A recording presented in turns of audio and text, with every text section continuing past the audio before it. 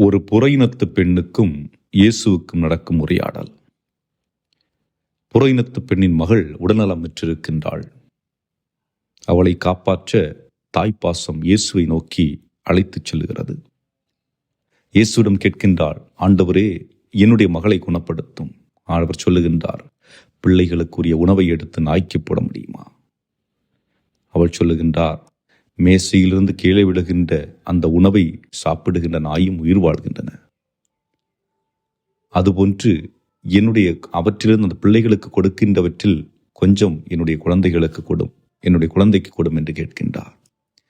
ஆம் அன்புக்குரியவர்களே, கடவுள் இதை ஆழ்ந்த நம்பிக்கையாக பார்த்து அந்த பெண்ணுடைய குழந்தைக்கு சுகத்தை கொடுக்கின்றார்.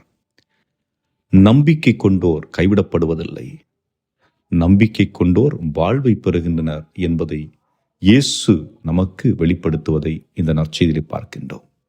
இந்த நற்செய்தி மார்க்கு 7 அதிகாரம் 24-30 வரை வாசித்தீர்கள் என்றால் இதை நீங்கள் புரிந்து கொள்ள இயலும்.